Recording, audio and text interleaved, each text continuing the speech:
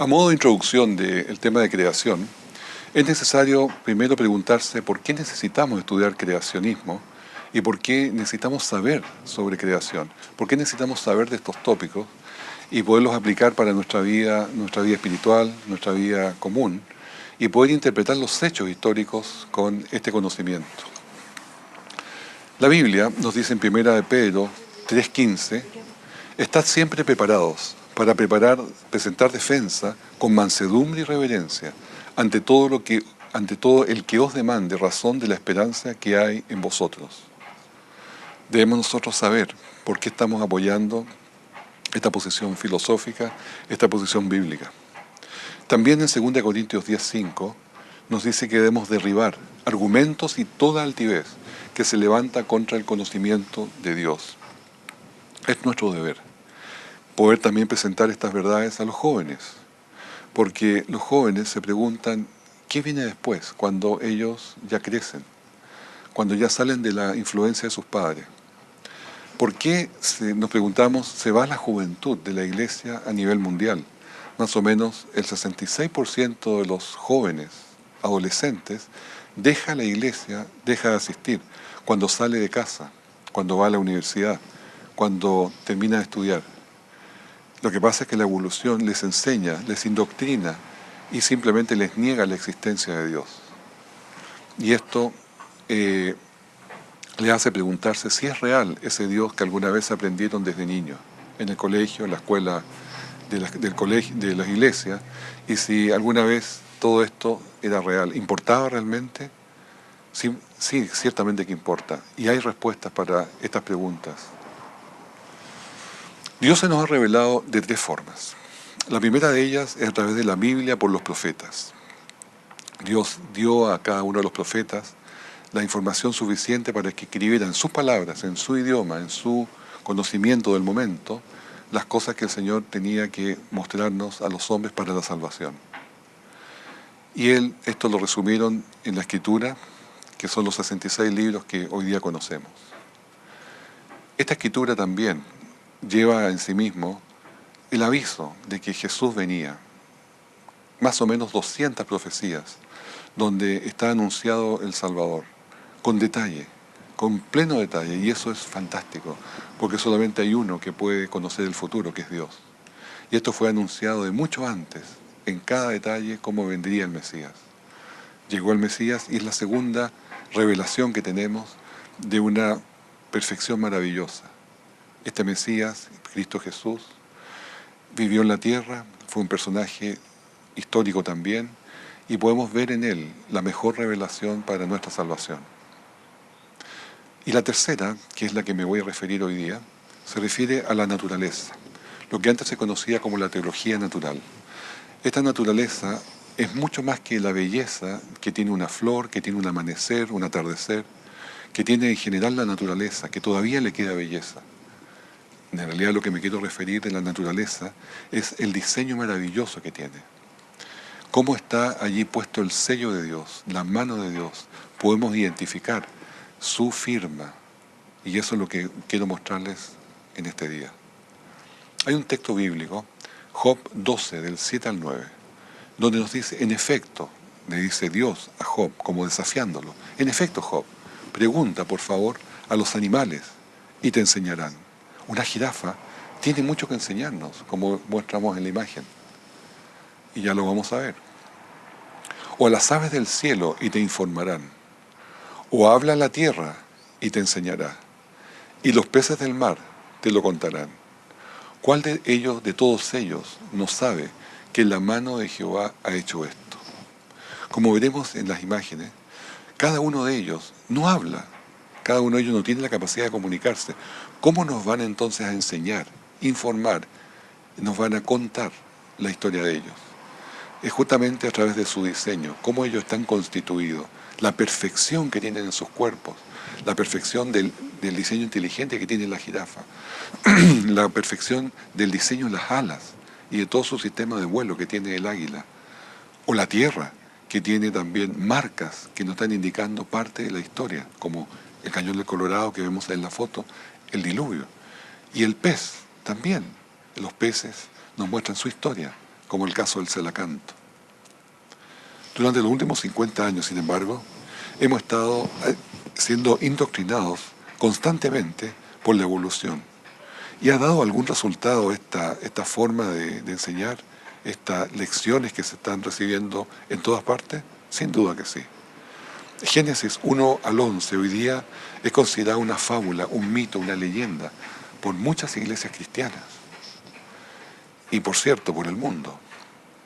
La evolución humanista atea tiene aceptación popular en todo el mundo, en educación, en televisión, en la prensa, en las universidades, en los colegios, en las publicaciones de todo tipo. Y la evolución teísta, es decir, la mezcla de religión y evolución, donde Dios usaría la evolución para crear, también, y esta, déjeme decirle, es peor, aún que la evolución atea, porque confunde las cosas y saca a Jesús de su posición, como lo voy a explicar inmediatamente. Los canales de televisión, pensando en Discovery Channel, BBC World, National Geographic y el History Channel, que son canales internacionales, más los nacionales de cada país y publicaciones de cada país, y las revistas de ciencia como Science, Nature, New Scientist, todas ellas enseñan de que la evolución es algo real, que ya no debe probarse más, que está ya establecido. Pero cuidado, también dice que la teoría darwinista explica acabadamente la complejidad de los seres vivos. Nos dicen las revistas que la evidencia conocida respalda al darwinismo y que todos los científicos del mundo creen en la veracidad de la misma. Déjeme decirle que no es nada más lejos de la verdad. Primero, muchos científicos a nivel internacional, mundial, son creyentes en Dios, son teístas. No necesariamente cristianos, pero sí creen en un ser superior. Y 850 científicos se organizaron para rechazar el darwinismo por escrito. Otro grupo de 1000 científicos han firmado un documento negando el respaldo al darwinismo. Entre ellos se incluye científicos de la Academia de Ciencias de Estados Unidos, de Rusia, de Hungría, de Checoslovaquia. Y tienen todos doctorados en ciencias biológicas, físicas, químicas, matemáticas, medicina, computacionales, así también como perteneciendo a universidades prestigiosas como Oxford, Cambridge, Harvard, Yale, Princeton, Dartmouth, Chicago, Stanford, Mead, Berkeley, UCLA y otras más. Este documento que ha sido presentado está en la imagen y está en la primera página. Sin embargo, está seguido de muchas páginas más para completar esos 1000 científicos que ponen sus nombres, sus cargos y los lugares donde ellos se desempeñan. Quiero contarles de que este mundo que ha negado la evolución, que no creen en la evolución, son hombres muy valientes, porque ellos van a ser discriminados, van a ser de alguna forma afectados por haberse opuesto a el paradigma de la evolución. Hay un doctor, Frank Sindler, que es ateo, él es lingüista, y siendo ateo es académico bíblico, profesor bíblico, y también es humanista. Pero él dice que el golpe más grande que la biología le ha dado al cristianismo ha sido el descubrimiento de la evolución biológica. Ahora que sabemos que Adán y Eva, entre comillas, nunca fueron gente real, lo dice él, el mito central del cristianismo es destruido. ¿Por qué? Si nunca existió Adán y Eva, nunca hubo un pecado original. Si nunca hubo un pecado original, no hay necesidad de salvación. Y si no hay necesidad de salvación, no tenemos necesidad del Salvador. Con esto concluyo que el Cristo histórico, dice el señor Sindler, queda desempleado. Creo que la evolución es absolutamente un golpe de muerte para el cristianismo. Ciertamente tiene muchas características de eso. La evolución ha sido un gran enemigo del cristianismo. Pero por esta razón, porque la evolución atea, al decir que la sobrevivencia del más fuerte es lo que produce la muerte, porque el más débil muere ante el más fuerte, y esto ha sucedido por millones de años, no está implicando que Adán y Eva no existió. Por lo tanto, la muerte no es resultado del pecado de desobediencia de Adán y Eva. Si así es, significa que no existe el pecado y no somos culpables. ¿Vamos a ser culpables de qué si el pecado no existe? Si no fuéramos culpables, ¿para qué necesitamos un Salvador? Y finalmente, la muerte de Cristo no sería necesaria. Y sin Cristo, ¿qué sentido tiene la religión? Se destruye simplemente el fundamento de la fe que es Cristo Jesús. Es exactamente lo que quiere el enemigo de las almas, destruir el centro de nuestra fe, Cristo Jesús. Richard Dawkins es un escritor activo y defensor ciertamente de la evolución. Y él dice en sus libros, y en este caso una entrevista en televisión, dice: creo que los cristianos evangélicos, que son los creacionistas, somos nosotros, están en lo correcto al ver la evolución como un enemigo.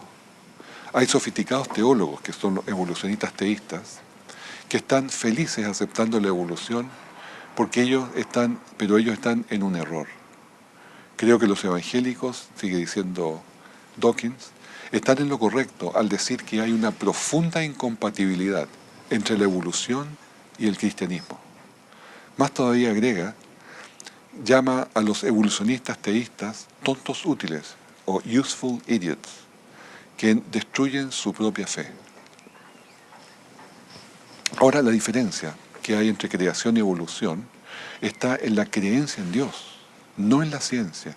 Este no es un debate entre religión y ciencia, porque ambos se apoyan en evidencias que darán apoyo a uno o a otro lado de acuerdo al set o al conjunto de creencias y convicciones que tiene cada uno. Sin embargo, tiene que haber parte para lo sobrenatural, para la aceptación de lo sobrenatural. ¿Por qué? Porque hay cosas que no se pueden explicar y son grandes problemas para la evolución. Por ejemplo, el origen de la vida. No se puede explicar el origen de la vida de forma natural, en forma naturalista, en forma sin Dios, sin un ser superior, sin un diseñador inteligente. No se puede explicar. Segundo, la formación del ADN tampoco se puede explicar de forma naturalista, porque es demasiado complejo para que éste se haya creado solo. O la formación del universo, como ampliación de todos estos principios. En la formación del universo tiene que haber sido, como dice la Escritura, de una forma particular hecha por Dios, tanto a los soles como a las estrellas, como al sistema planetario nuestro, como a todo lo que existe. Dice que el Señor lo formó en el cuarto día.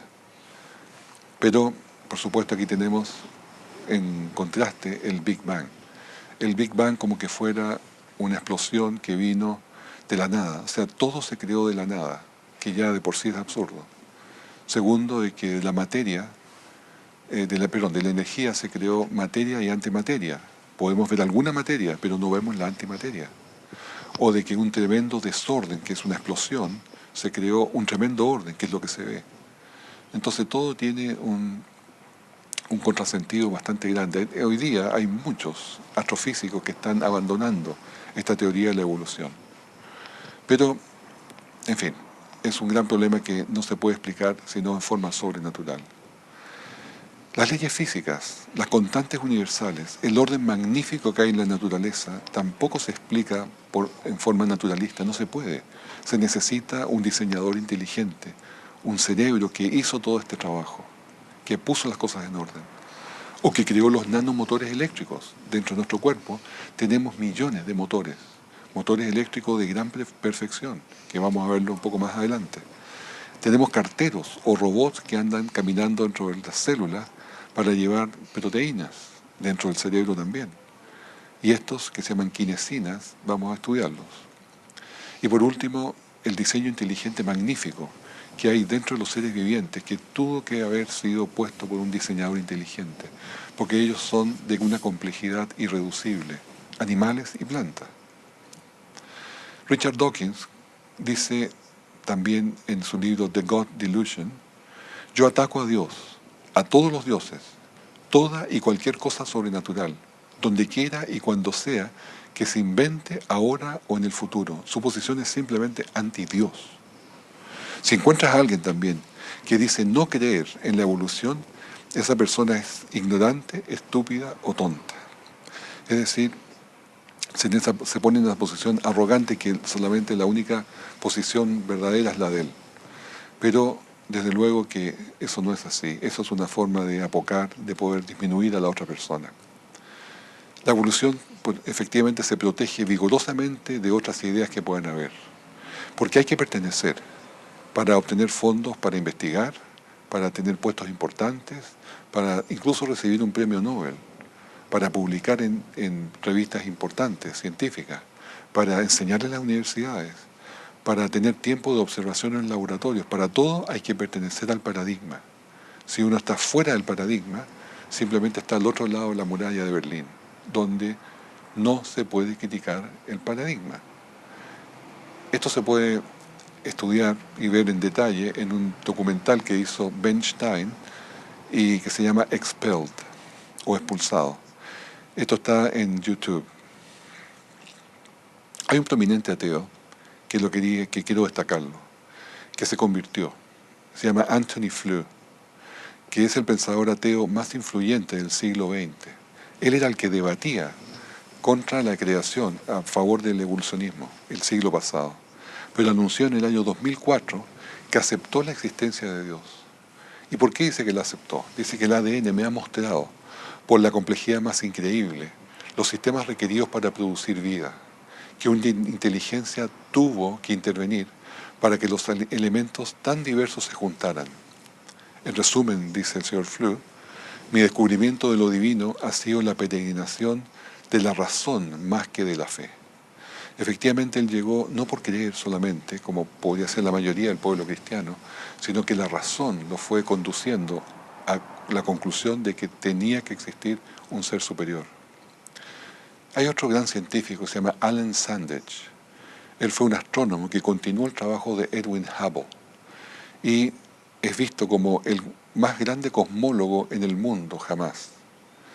Este señor Alan Sandage estudió las estrellas desde Palomar, Estados Unidos, y estuvo años de años trabajando prácticamente solo. Y declaró que decidió ser un cristiano cuando cumplió 50 años, basado en décadas de investigación científica, que la creación del universo debió ser el resultado de, entre comillas, un evento sobrenatural, que no puede ser explicado por la física. La súbita aparición de la materia, espacio, tiempo y energía apunta a un creador inteligente. En resumen, el mundo es demasiado complicado, decía Alan Sandage, para ser explicado a través de la ciencia. Solo a través de lo sobrenatural se puede explicar el misterio de la existencia. Escribió también que muchos científicos son conducidos a la fe por sus propios trabajos. Es tan evidente que ellos pueden ver allí la mano de Dios, pero se niegan a abrirse porque lo propio es muy severo. La vergüenza, la presión de sus compañeros es demasiado duro para soportarlo. Partamos revisando el origen de la vida, este gran primer problema que la evolución no puede explicar en absoluto. ¿Qué es lo que dice la evolución para el origen de la vida? Que habría sido a través de una sopa primordial.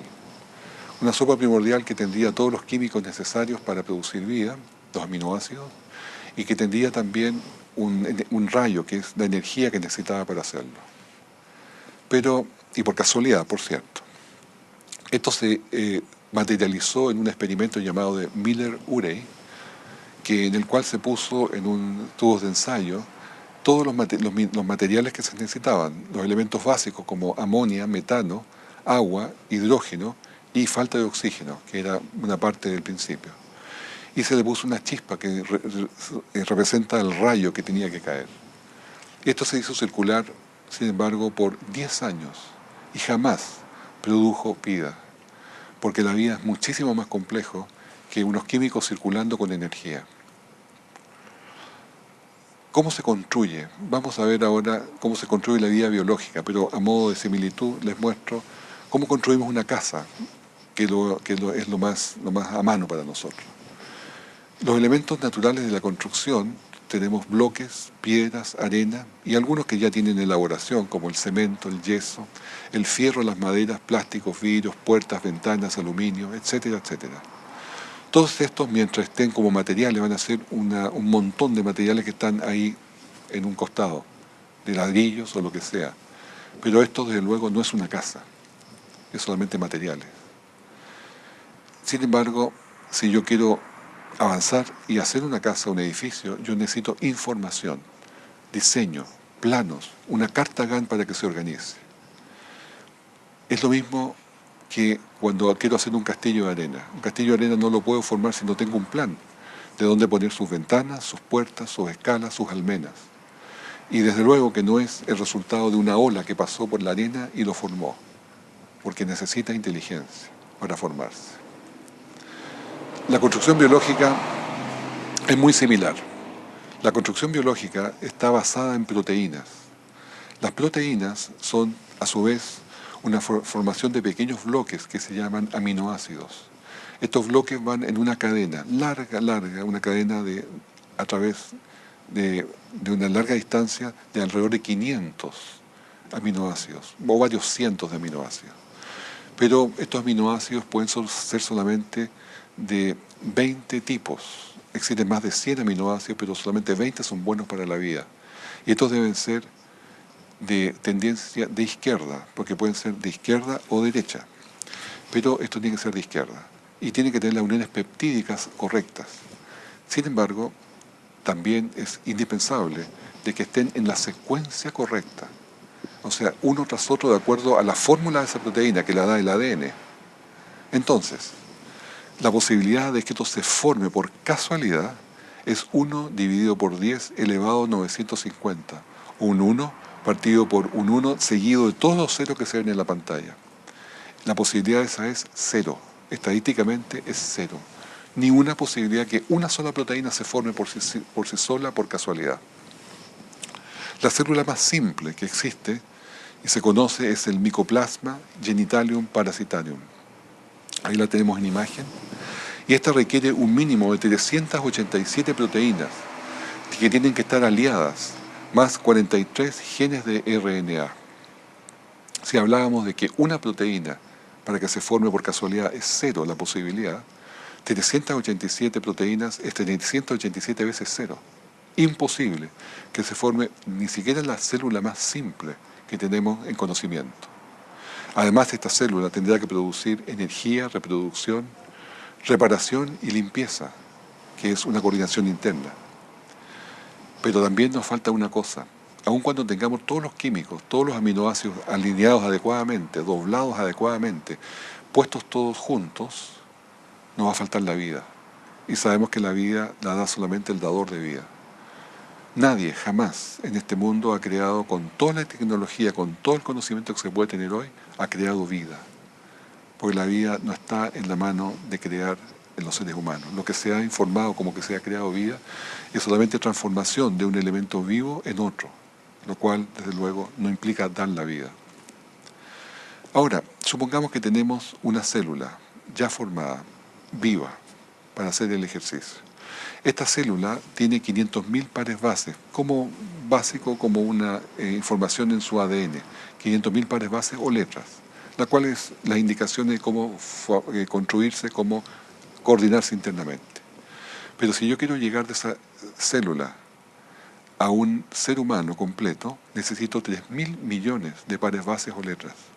Es decir, ese hombre es muchísimo, pero muchísimo más complejo que esa célula. Ahora, ¿cómo paso de un lado a otro? Según la evolución por mutaciones, que son errores. Pero la verdad es que yo necesito todo esto porque son las fórmulas para generar ojos, nervios, piel, huesos, músculos, sangre, hígado, riñón, corazón, venas, arterias, todo lo que tiene el cuerpo. Cada parte está formada por un ADN específico y este ADN específico también tiene una coordinación, que es la mayoría de la información del ADN, para poder hacer toda una coordinación total del cuerpo. Esto es imposible porque la información no se crea sola. Además, cada célula se especializa y toma un rol, dejando atrás otras habilidades que tiene la célula. Por lo tanto, esto es imposible siquiera de pensarlo, sin una mente que organice y que cree todas estas funciones y coordine todas estas funciones. En el cuadro podemos ver ahora una cadena de aminoácidos que está montándose en el ribosoma, que es más o menos la cadena que sigue habitualmente la construcción de proteínas. En la parte de abajo podemos ver dónde están los aminoácidos que van uno tras de otro Y estos aminoácidos, cuando ya están todos completos, entran en una máquina dobladora, que es lo que hablaba recién, el doblar la proteína, que tiene que estar en una posición exacta. La máquina dobladora lo dobla, se abre la tapa y después he llevado esta proteína al lugar donde tiene que ser usada. Pero un solo error en la formación de esa proteína, del doblado de esos aminoácidos, hace que esa proteína no sirva. Por lo tanto, es muy delicado. Bueno, para este efecto se construyó, entre otras cosas, por cierto, un gran computador que se llama el IBM Blue Gene, que es un supercomputador armado en el año 2005. Hoy día se está haciendo algunos más grandes todavía. Y una de las funciones que esto fue para la formación de proteínas, es decir, se construyó uno de los computadores más poderosos, en parte, para doblar las proteínas, porque es un problema muy importante y difícil, y se puede solucionar solamente con tecnologías computacionales de alto rendimiento. Los aminoácidos, como dije recién, se unen en cadenas, y estas proteínas se doblan entonces, o sea, los aminoácidos empiezan a doblar y formar una forma tridimensional. Cualquier cambio, sin embargo, en la forma altera la función dramáticamente de esa proteína. Más aún, el mínimo cambio puede transformar una buena proteína en una enfermedad. Por lo tanto, por eso es tan delicada las posiciones. Se estima que el Blue Gene le tomaría como un año para completar los cálculos y el modelo de doblado de una simple proteína, solo una proteína. Pero saben, lo importante y lo interesante es que a una célula viviente le toma, y ya lo sabe, le toma solamente menos de un segundo en doblar esa proteína, lo cual nos da un tremendo contraste entre lo que más sabe el hombre y lo que el hombre puede gloriarse de saber, computación, conocimiento biológico y todo lo demás. La célula lo hace en menos de un segundo. Y sabiendo y diciendo, habiendo dicho todo esto referente al origen de la vida, nos encontramos con lo que dicen los textos de educación de nuestros hijos, donde una página dice que de una célula imposible pasa a ser multicelular y después se transforma en un anfibio, como vemos en el cuadro. Se forma de repente de la nada una célula, esta se multiplica, se hace multicelular, se complejiza a través de no sé qué, como gana información, después se transforma en un pez, después se transforma en un anfibio, y ese anfibio transforma sus aletas en patas, lo cual sí es imposible, porque requiere una cantidad enorme de información para formar huesos, unirse a la columna, tener músculos, tendones, articulaciones, tener cerebro, tener unas conexiones nerviosas para controlar todo esto. Sin embargo, ahí va caminando después por la playa como un reptil, después se transforma en mamífero, después se transforma en caballo, y cualquier otra forma de llegar a los simios, a los primates, y después llegar al hombre. Esta es una historia que no se puede creer, porque la simpleza, la sobresimplificación que tiene, realmente raya en la ignorancia. Cuando se le pregunta a Richard Dawkins, que es defensor activo de la evolución, dice, el origen de la vida es un completo misterio. No lo saben, no lo pueden saber, porque es demasiado difícil. Es uno de los grandes problemas donde solamente una intervención divina puede tener un sentido. Ernest Chain es un doctor que ganó el premio Nobel de Medicina por el desarrollo de la penicilina. Y él decía en su libro Chain, escrito en 1970, la razón principal por la que rechazó la evolución es porque es una hipótesis, no basada en la evidencia, y es irreconciliable con los hechos. Estas teorías evolucionistas son una grosera sobresimplificación de un montón de hechos inmensamente complejos e intrincados, y me sorprende, decía Chain, que sean tragados tan rápidamente y sin críticas y por tanto tiempo, por tantos científicos, sin un murmullo de protesta. Pasemos ahora a la complejidad de la vida. El genoma es todo el material genético completo que tenemos en el organismo, la cantidad total del ADN en la célula. Tenemos la célula, como muestra la imagen, y adentro tenemos el núcleo, y dentro del núcleo están los cromosomas.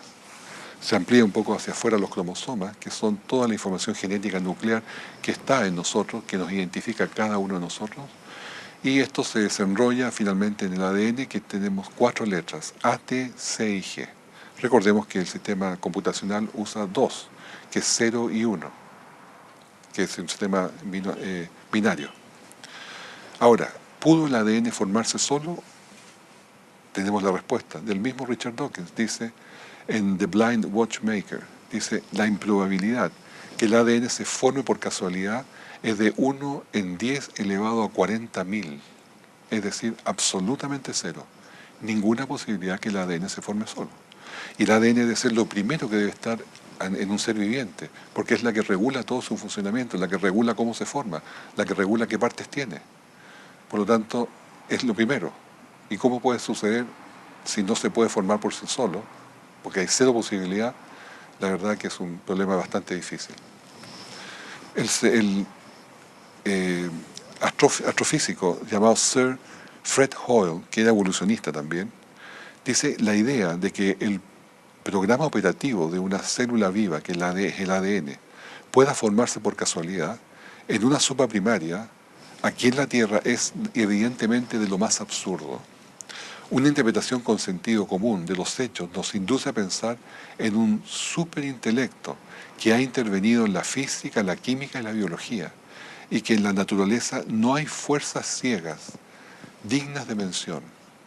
Eso lo escribió en Evolution from Space. En esta nueva diapositiva vemos que el ADN es el sistema de almacenamiento más complejo, más compacto que tenemos en todo el universo. El ADN tiene su propio sistema de escritura. Tiene 4 letras, pero tiene su código de lectura. Estos son los codones. Los codones son, cada 3 letras, significa que es un aminoácido. Y la combinación, la cadencia, la cadena de aminoácidos va a indicar una proteína o un gen, en un gen. Ahora, es interesante ver que las letras A, T, C y G no tienen en sí mismo un valor químico que sea inherente. Es igual como la tinta de la escritura de una carta, donde la tinta no representa la letra, solamente la escribe.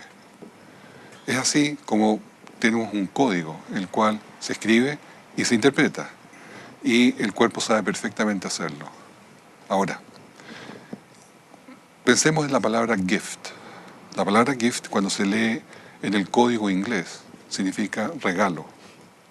Pero si cambiamos el código y lo leemos en el código alemán, el idioma alemán significa veneno. Es decir, podemos ver que la misma palabra, cuando se interpreta con diferentes códigos, significan diferentes cosas.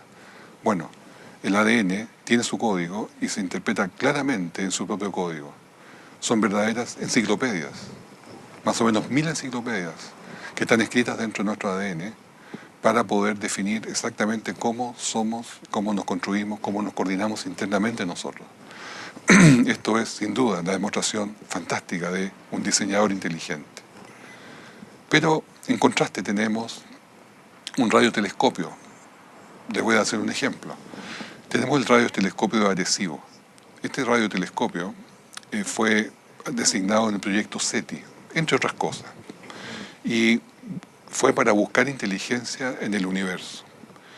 Y operó desde 1960 en Puerto Rico, recibiendo señales del universo, identificándolas si eran señales inteligentes o no. Muchas señales se han recibido, y todas estas señales han sido clasificadas como no inteligentes porque son de procesos electromagnéticos del universo, que llegan las señales acá repetitivas o de un evento que ha pasado ahí.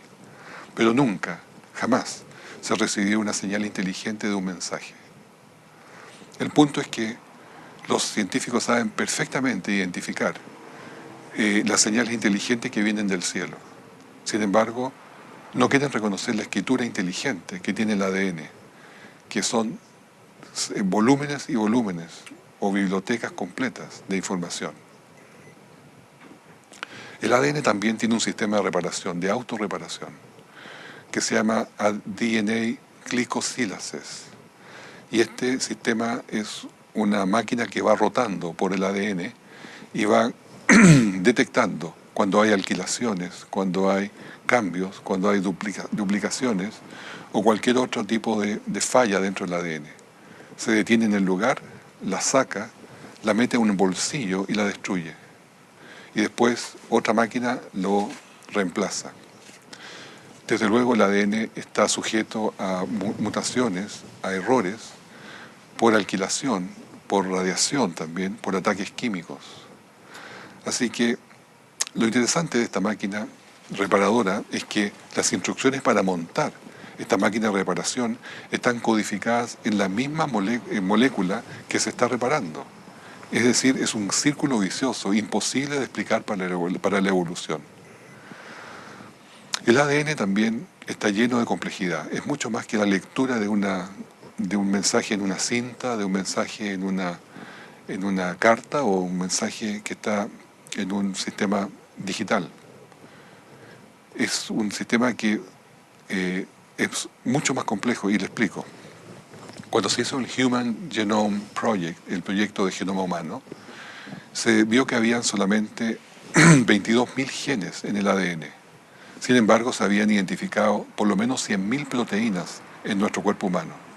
Y no se entendía porque un gen se supone que produce una proteína. Por lo tanto, ¿de dónde salían las otras proteínas que no tenían gen? Bueno, se descubrió que cuando se lee el ADN, se leen los codones, es vital desde qué letra se comienza. Porque, por ejemplo, si parto leyendo un codón GTT, CAA, CGC, TGA, eso es una proteína, es una línea, un gen va a ser una proteína. Pero si yo parto desde la segunda letra, TTC, AAC, GCT, GAA, va a ser otra proteína. Es decir, están como superpuestas. Sin embargo, si sigo leyendo y leo ahora al revés, será otra proteína diferente. Y así justamente es como se inscriben diferentes proteínas en un ADN que pareciera que tenía solamente 22.000 genes. O sea, un sistema no inteligente, sino que súper inteligente. También se descubrió hace no mucho tiempo atrás de que existe un código epigenético. Este código epigenético tiene el control del ADN, es como el ADN es la base de datos y el sistema epigenético es el que controla, igual que un titiritero controla sus títeres a través de señales.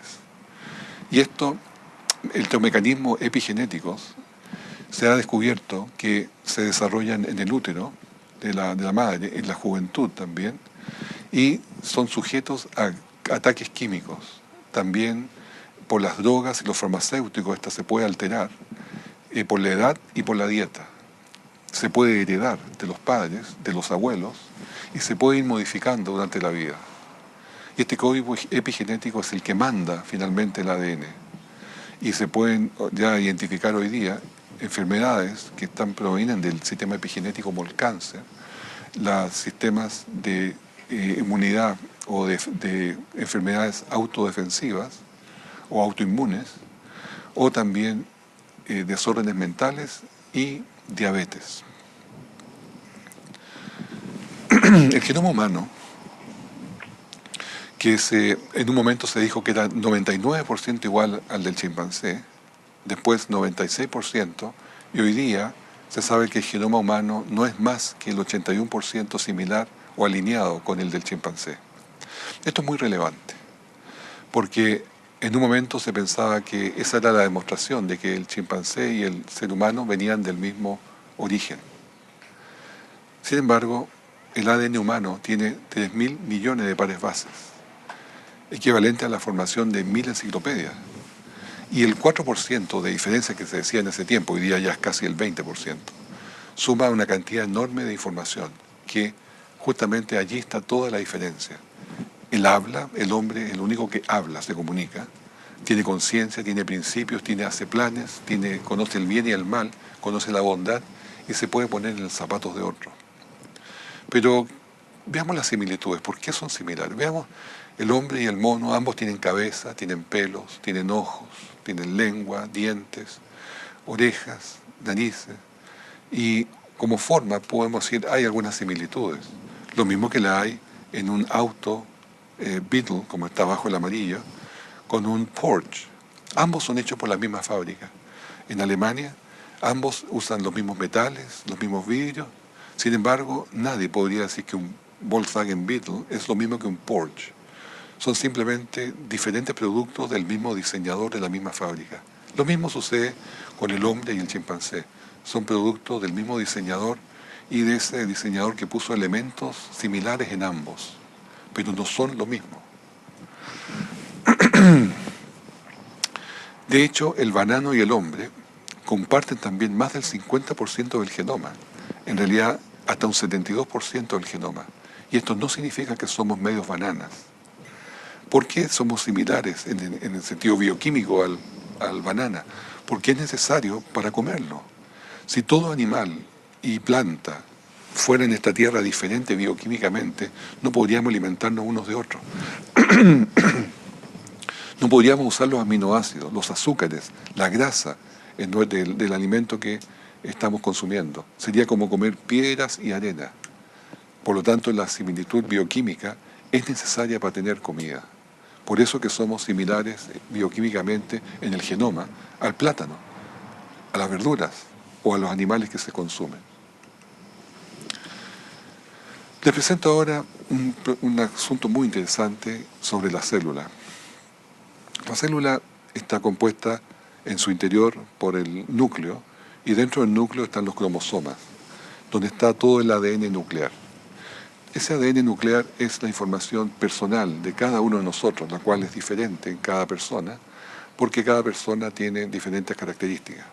Sin embargo, existen otros organelos que se llaman la mitocondria. Las mitocondrias son las células, o sea, son las partes como las partes de energía, las encargadas de dar energía al cuerpo, porque están ahí adentro en los motores de síntesis de ATP.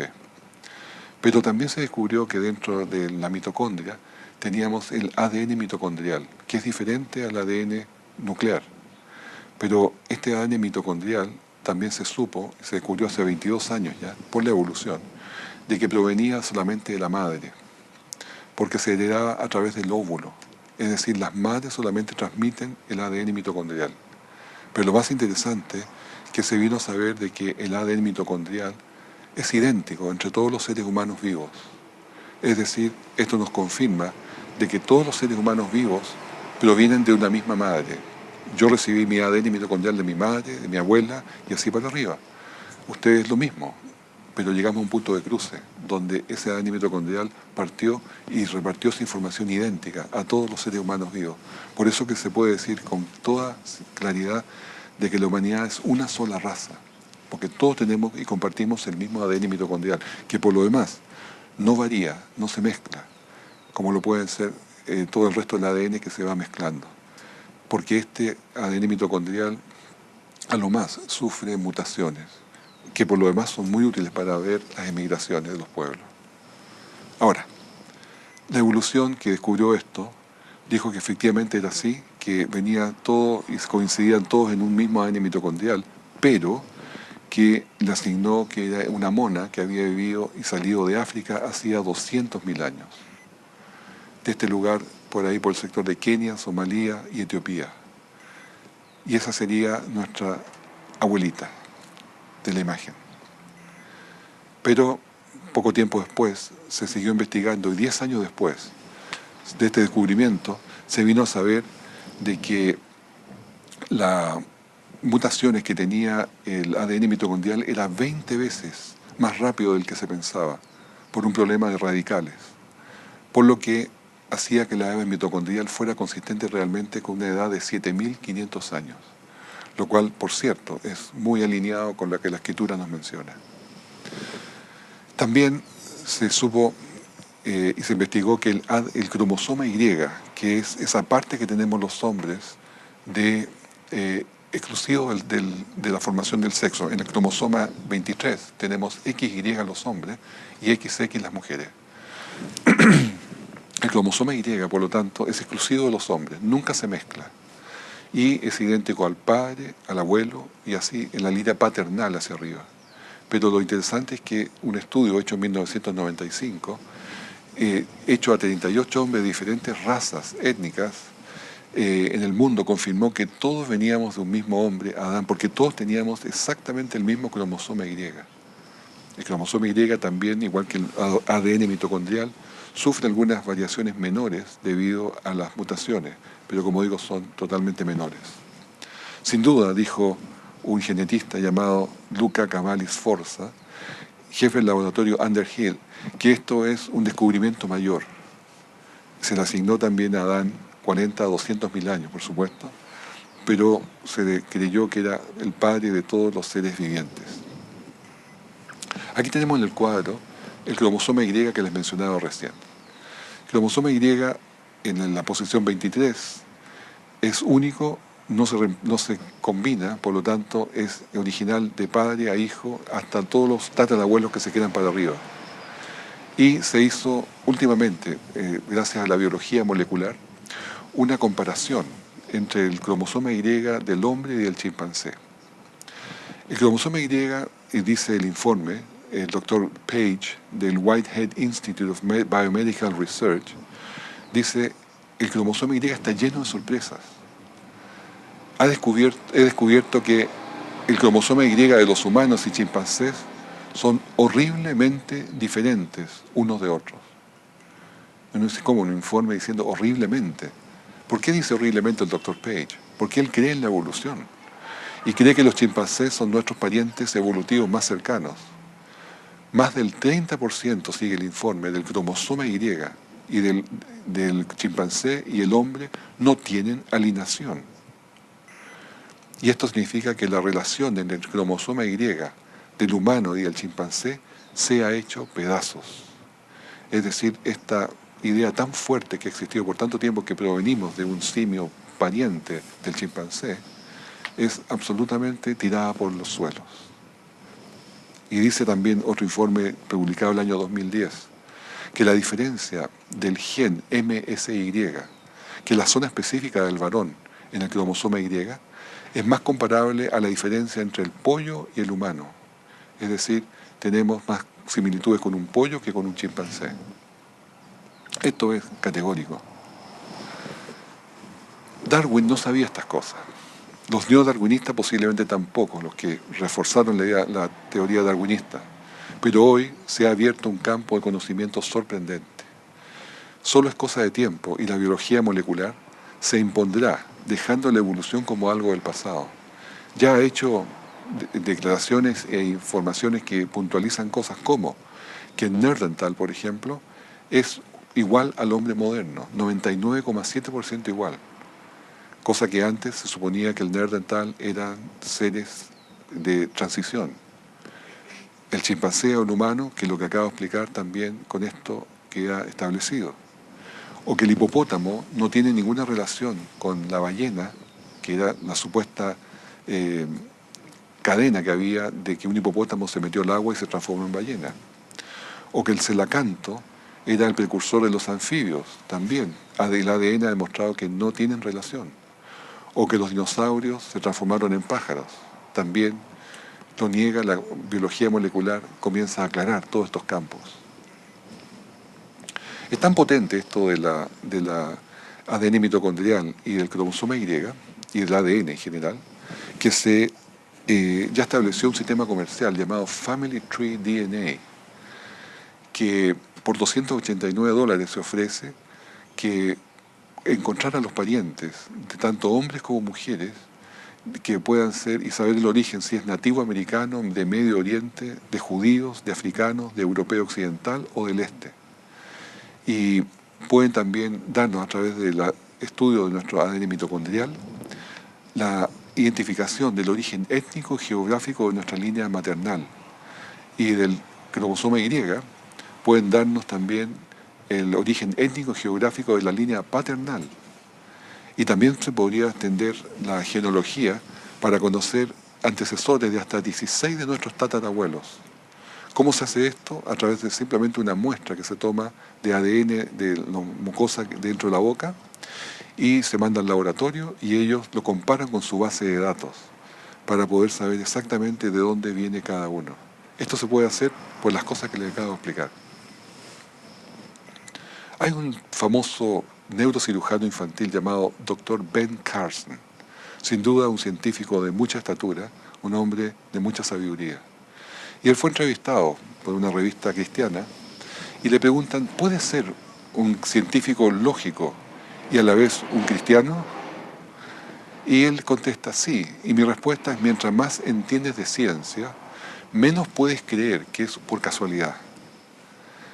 Solo mira a su alrededor, el cerebro, con sus billones y billones de neuronas, y con sus 100 billones de conexiones, y cómo recuerda todo lo que alguna vez vio, oyó, olió o vivió. Y le pregunta al periodista, ¿todo? Sí, le dice, si pone un electrodo en el hipocampo de una mujer de 80 años, le podrá decir las palabras de un libro leído hace 60 años atrás, palabra por palabra. Es un órgano altamente complejo y sofisticado. Su imposibilidad eh, que haya sido proceso de azar es muy grande. Es imposible que haya sido un proceso de casualidades. Pero ¿puede probarse la evolución? Le sigue preguntando el periodista. Dice, no, la evolución no se puede probar. ¿Se puede probar la creación? Tampoco, no se puede probar. Puede usarse el intelecto, sin embargo, que Dios nos dio para decidir cuál modelo es más lógico o ilógico, y él contesta, sí, absolutamente. Todo llega a la fe, pero yo no tengo tanta fe para creer en la evolución, soy demasiado lógico. Continuamos con un tema que se llama la entropía genética. El doctor John Sanford, que es un genetista que fue de la Universidad de Cornell, de Estados Unidos, escribió un libro llamado El Genetic Entropy and the Mystery of the Genome. Este libro, que muestra cómo se van produciendo los errores dentro de nuestro gen, dice que la entropía genética es una poderosa evidencia de que la vida de la humanidad debe ser joven, y el genoma, porque el genoma se está degenerando. El genoma humano no puede tener cientos de miles de años, escribe él, menos aún millones de años, suponiendo, desde luego, que, como dice la evolución, la salida común del mono y el hombre salieron de un pariente común hace 6 millones de años. Pero él dice que la entropía genética es probablemente el mecanismo fundamental para explicar el proceso de extinción por la acumulación de mutaciones. Esto es muy consistente con una creación sobrenatural y una tierra joven. Es decir, la misma mutación y los errores que se van acumulando nos da un tiempo finito para la vida. No puede ser eterna, simplemente tiene que tener un límite. Usando un sistema numérico de simulación computacional, se calculó que la humanidad podría alcanzar solamente a 268 generaciones. Una generación va entre 35 y 50 años, por lo tanto, no estamos hablando de un periodo muy largo, 10.000, tal vez 20.000 años, si aceptamos mucho más. Que ni se compara siquiera con la edad de 6 millones de años que tendría que haber pasado desde que salió del mono hasta ser hombre, según la evolución. Lo cual niega simplemente la posibilidad que así haya sido. Hebreos 1:11 nos dice que el mundo se envejecerá como una vestidura. Y es lo que está pasando, es la segunda ley de la termodinámica. Todo se envejece, todo pierde orden. Y por lo tanto no es ni siquiera pensable que haya un camino ascendente, como muestra la imagen, de que el mono va ganando información, va ganando inteligencia, va ganando paladar y todo lo que significa ser un hombre, en los mecanismos de habla, para llegar finalmente a ser un ser humano. Eso es imposible. Ahora Darwin, ¿qué es lo que investigó? Él tenía un microscopio óptico para poder investigar. Podía ver al nivel de la piel. Pero hoy día tenemos microscopios electrónicos. Y el doctor Michael Denton, que es de la Universidad de Otago en Nueva Zelanda, él explica en un libro que hoy se puede explorar el interior de una célula con un microscopio electrónico. Cuando se amplía la célula 1.000 millones de veces. Es como ver una célula como una ciudad de 20 kilómetros de diámetro. Y esta se puede ver en una complejidad increíble. Es como ver en una ciudad las calles, los árboles, los edificios, los vehículos, todo lo que se está moviendo, se está viendo con un microscopio electrónico. Yo creo que si Darwin hubiese tenido la oportunidad de conocer esto, no habría sido tan aventurado de negar a Dios al final. El 24 de noviembre de 1859, Darwin publicó El origen de las especies, después de casi 30 años, después de su viaje que hizo en el Beagle. Darwin decía, la selección natural no puede hacer nada hasta que ocurran fortuitamente las variaciones favorables. ¿Y qué son las variaciones favorables? Son lo que se llama hoy día las mutaciones, según definió el neodarwinismo. Y sería el medio por el cual el organismo vivo podría evolucionar. Más tarde la selección natural eliminaría los errores. Pero el problema que hay es que las mutaciones o errores de copia en el ADN son siempre dañinos, o al menos neutros. Pero siempre es pérdida de información. Y lo que estamos buscando es ganancia de información. Por ejemplo, en esta imagen podemos ver la mutación en animales. Un cocodrilo que es albino, que no pudo producir melanina porque por una mutación no obtuvo el mecanismo para hacerlo. O esta serpiente con 2 cabezas, un sapo con 6 ojos, un gato con 2 caras, una oveja también con 6 patas. Todos errores de mutación. O en los humanos, 95% de las mutaciones se observan en los seres humanos, tienen resultados nocivos. Se conocen más de 1000 enfermedades las cuales afectan por mutación. Entre ellas, el síndrome de Down, en los niños albinos, las personas albinas, el síndrome de Hutchinson-Gilford o progeria, el gigantismo y el enanismo, el labio leporino, las manos con 6 dedos, la fibrosis quística, que basta un codón fuera del lugar para que suceda eso, hemofilia, distrofia muscular, daltonismo. Usted vea 1000 enfermedades. Simplemente las mutaciones no agregan ninguna información, solo es pérdida de información. Veamos un ejemplo de mutación en nuestro lenguaje, en el idioma. Usemos el inglés para hacerlo más fácil.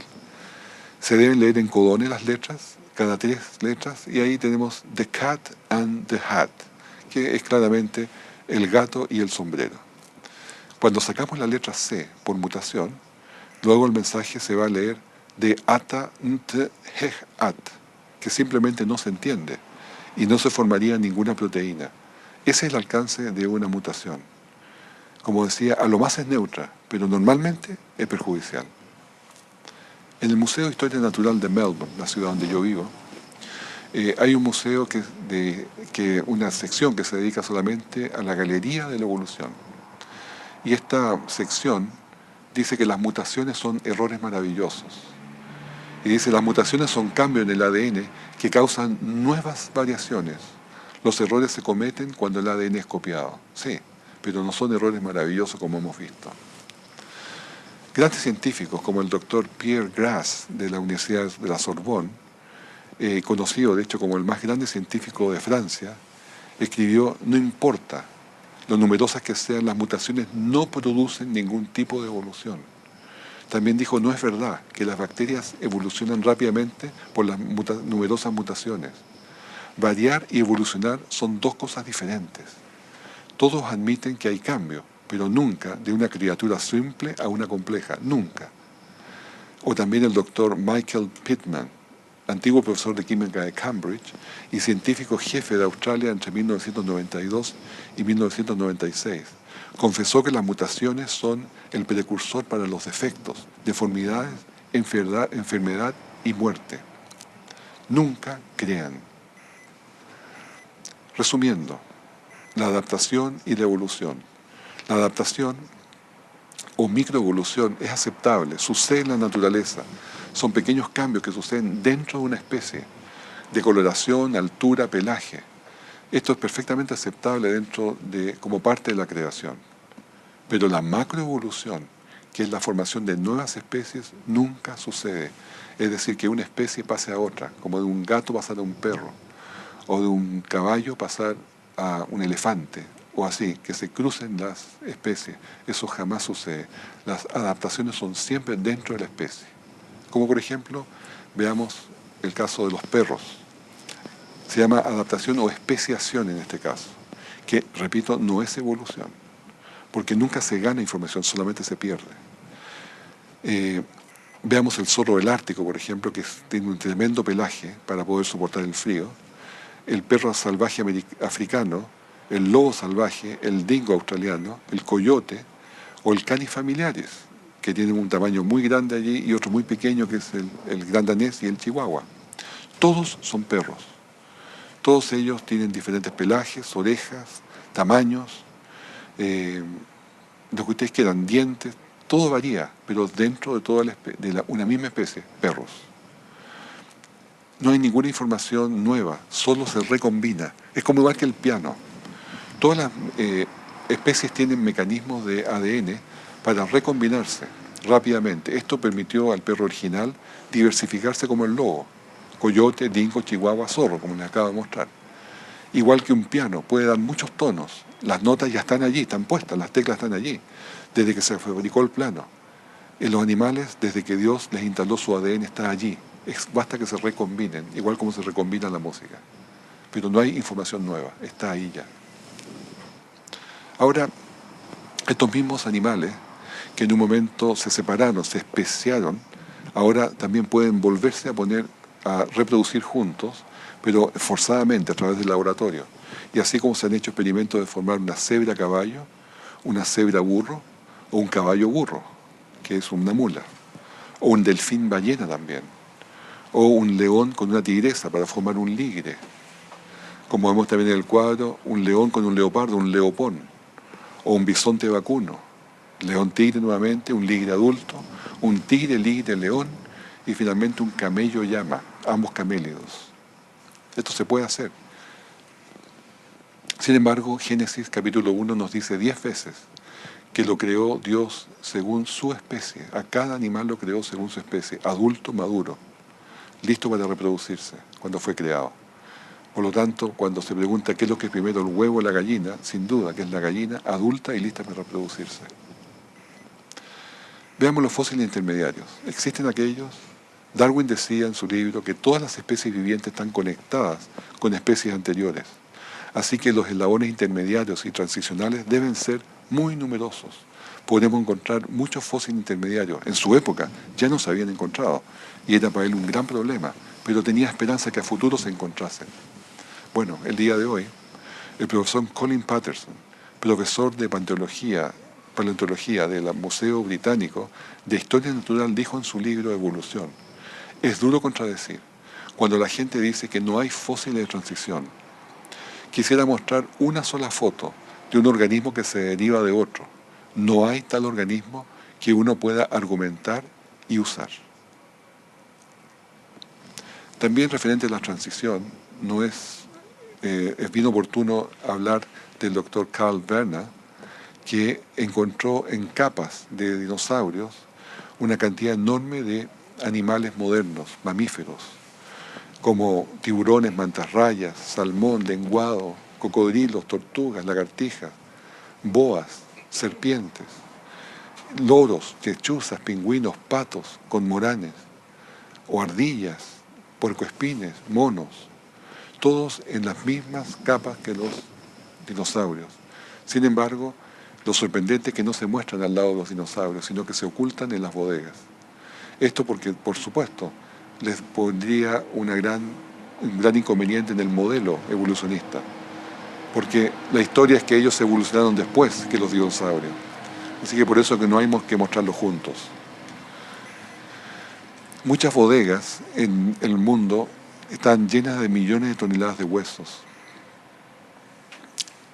Concluyendo ya un poco el tema, todo el universo es muy preciso. Hay más de 50 constantes físicas universales. Se ve su intencionalidad en su diseño cuando vemos la constante de Boltzmann, la constante de Planck, la velocidad de la luz o la constante gravitacional. Todas ellas son precisas porque están determinadas por alguien que diseñó esta forma de comportarse el universo. No es caos, no es desorden, no es cualquier cosa. Hay un orden perfecto. Ahora, quería también tocar un punto, aunque sea brevemente, sobre la naturaleza que tiene sus relojes. Aun cuando no se puede determinar exactamente la edad que tiene la Tierra, sí da un criterio. Y esto se puede ver en los soles, en las galaxias, en los radioisótopos, en el carbono 14, en la salinidad de la Tierra, en los árboles, en las mutaciones de los genes, en los desgastes de los continentes, en el magnetismo terrestre, en la posición de la Luna, en la cantidad de población que hay en la Tierra, los sedimentos en el fondo del mar, el registro escrito de la historia, la agricultura. Hay muchos indicadores que nos dicen de que la Tierra es joven. Y en particular quería decir sobre el ADN. el cual tiene a lo más una existencia de 10.000 años, cuando está seco y sin humedad y además con poca temperatura. Más de eso no puede durar porque se destruye. Y es pertinente en este momento hablar del caso de un tiranosaurio rex, el cual fue descubierto y en el interior de su hueso fémur tenía vasos sanguíneos, tenía glóbulos rojos, tenía también tejidos biológicos como células, proteínas, hemoglobina, colágeno, y esto sorprendió a todos. La doctora Anne Schweitzer tuvo muchos problemas al haber descubierto esto, pero son muchos más ejemplos, no solamente este, hay muchos otros ejemplos que se ha descubierto lo mismo, de animales que supuestamente tenían 70 millones de años extinguidos, están todavía con tejidos que son biológicamente reconocibles. Esto es, por supuesto, una gran inconveniente que tiene la evolución de explicar. La petrificación sucede en forma muy corta. 1 año para un saco de harina, 100 años para una fuente Taipei Fountain en Wyoming, o 50 años para un sombrero minero que está en un museo de Tasmania. O las estalactitas, 40 años en un monumento llamado George Rogers Clark en Indiana, Estados Unidos, que tenemos ahí en la imagen. En 40 años se formó esa estalactita, o se formaron en una mina en Queensland, una mina de plomo zinc. Por último, diseño inteligente. Decía que la jirafa nos indicaba algo muy interesante. La jirafa, al tener un cuello tan largo, hace que su cabeza esté a una altura de 8 metros sobre el nivel de la Tierra. Y los 8 metros, para ello necesita una bomba, que es el corazón, muy grande, para poder elevar la presión y llevarla hasta el cerebro y poder vivir bien. Pero el problema es cuando la jirafa baja la cabeza para tomar agua. De inmediato le imprime a ese cerebro, por la presión que está ejerciendo el corazón, una presión adicional de 8 metros de columna de agua. Un cerebro normal simplemente reventaría, tendría un accidente vascular y ese animal moriría inmediatamente. Pero el diseño inteligente ha permitido que tenga en la arteria que va hacia el cerebro unas válvulas que se cierran cuando baja la cabeza. Y al bajar la cabeza se cierran las válvulas y la presión que llega, por lo tanto, al cerebro es menor. Pero cuando levanta la cabeza, se supone que no tiene sangre o tiene muy poco volumen de sangre, muy poca presión. Por lo tanto, la jirafa se desmayaría. Pero tiene otro mecanismo, que es también de diseño inteligente, donde tiene una red admirable, una red imitable, la cual le provee sangre rápidamente porque contiene ahí sangre y presión, ese sistema vascular. Y le entrega la sangre y levanta la cabeza y la jirafa no se da ni cuenta de lo que pasó, porque tiene un sistema inteligente diseñado en su mismo organismo. Es lo que decíamos a un comienzo. La jirafa nos habla, nos muestra cómo ya tiene un sistema inteligente, si no habría muerto el primer día.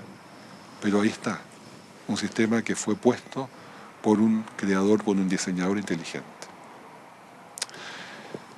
Nuestro sistema solar es también del mayor interés. El sistema solar tiene varios planetas, 4 planetas metálicos, el cual Mercurio tiene una órbita elíptica, o sea, a veces está más lejano, a veces más cercano del Sol. Venus lo mismo, pero la Tierra tiene una órbita circular. Siempre está a la misma distancia del Sol, entre 137 y 152 millones de kilómetros. El promedio 149 millones de kilómetros. Y la Tierra, al estar en esa distancia siempre de 149 millones de kilómetros promedio, más o menos 2%, permite que la temperatura sea muy estable. De hecho, en la Tierra es entre 10 y 20 grados, digamos 15 grados centígrados promedio. Y esta temperatura permite una cosa maravillosa, que es la vida. Y es el único planeta que tiene agua y permite la vida. Todos los otros planetas no tienen agua. Y no se conocen otros planetas hoy día que contengan agua, que puedan por lo tanto sustentar la vida. Esto es muy interesante y es casualidad. Yo creo que es mucho más que casualidad. Esto es un diseño perfecto. Como podemos ver en planetas muy similares a los nuestros, que están alrededor nuestro, Venus y Marte. Venus y Marte nos señala la astronomía que son, junto a la Tierra, son planetas hermanos o gemelos, porque son muy similares en tamaño. Pero miren la diferencia. En oxígeno, Venus tiene 0%. La Tierra tiene 21%, perfecto lo que necesitamos el hombre para vivir. Y Marte tiene 0,13%, casi nada. Nitrógeno, Venus tiene 33,5%, la Tierra tiene 78% y Marte 2,7%. Y temperatura, Venus tiene 467 grados centígrados de temperatura, nosotros tenemos, como decía, 15 grados promedio y Marte tiene menos 63 grados centígrados. Y por último el CO2. Venus tiene 95% de CO2, la Tierra tiene 0,04% y Marte tiene un 95% de CO2. Les puedo anticipar que Marte tiene lluvias de CO2, tiene el hielo de los polos se forma con CO2 y Venus no solamente tiene problemas de lluvias con CO2, sino que lluvias también de ácido sulfúrico. Un planeta, una atmósfera completamente enrarecida para la vida. ¿Cuál puede sustentar vida? Sí, solo la Tierra. ¿Por qué? Porque fue planificada. ¿Por qué la Tierra es tan diferente? Porque fue pensada para que fuera habitación de los seres humanos. Y el último tema que veremos son los motores eléctricos, que decía en un comienzo, que tenemos dentro de nuestro cuerpo. Tenemos nosotros varios tipos, 40 tipos por lo menos de motores eléctricos. El que es más numeroso es el motor de síntesis del ATP, que está dentro de la mitocondria. Es un motor que funciona a 6.000 a 7.000 revoluciones por minuto y va transformando el ADP en ATP, adenotrifosfato. Estos motores funcionan a gran velocidad, si son motores eléctricos igual o muy parecidos a los que funcionan en los ventiladores, en los ascensores o en cualquier aplicación que se use un motor eléctrico aquí en la Tierra hecho por los hombres, por los ingenieros. También tenemos un motor fantástico, que es el motor flagelar, que está en la bacteria para poderse trasladar. Es un verdadero motor fuera de borda. Y tenemos además una proteína que hace de cartero o de robot, que va llevando proteínas a diferentes lugares de la célula, incluso del cerebro, para poder llevar químicos y mensajes. Y este lo hace caminando, simplemente con unas patas, como vamos a ver en una imagen a continuación. Podemos ver aquí un diseño de cómo es el motor flagelar, y la pregunta que viene inmediatamente, ¿quién diseñó esto?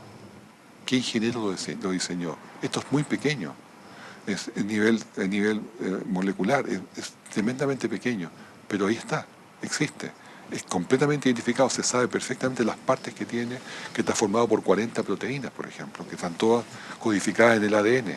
¿Quién diseñó esto? Justamente aquí vemos la mano de un creador, de un diseñador inteligente. También una foto del motor flagelar con un microscopio electrónico, el embriague que tiene este motor para poder conectar y desconectar la hélice. Y podemos ver ahora una película donde vemos al Cherichacoli, que es el que tiene estos motores de fuera de borda funcionando. 3 motores en su cola que lo hacen funcionar a 100 kilómetros por hora, a 100.000 revoluciones por minuto cada motor, como vemos en la imagen. También la quinesina, para finalizar este el último cuadro, ya que veremos, puede transportar los químicos dentro del cuerpo. Como vemos en la película, va llevando en su espalda una enorme bolsa de químicos que tiene una dirección, sabe dónde tiene que llevarla, porque le ha sido indicado por el aparato de Golgi dónde tiene que ir. Y la lleva por estos microtúbulos que son carreteras internas en las células, las cuales se van formando y desarmando en la medida de la necesidad. Pero cuando se cruzan y se topan, tienen señales de tránsito para ver cuál pasa primero y cuál después. O cuando las quinesinas tienen una carga muy pesada, la llevan entre dos. O cuando el camino es muy largo, hacen postas y se van turnando. Y cuando llegan al final, todos en una estación final, son recogidas por un bus y llevadas de vuelta hasta el punto inicial. Todo esto de una tremenda coordinación, de una maravilla que se está conociendo hace muy poco. Y todo esto ciertamente nos habla de un diseñador inteligente. Quiero mostrarles solamente lo que dice Richard Dawkins de todo esto. Dice que puede aceptar el diseño inteligente como una explicación del origen de la vida. Si esto significa que extraterrestres trajeron la vida a la Tierra, pero no podría aceptar ninguna posibilidad que Dios tuviera un rol en este diseño. Y aquí queda claramente expuesto que no es la evidencia el problema es la creencia en Dios, la aceptación de Dios. Y la aceptación de Dios ciertamente requiere fe. Y gracias por la fe, porque la fe la da Dios mismo para creer en Él.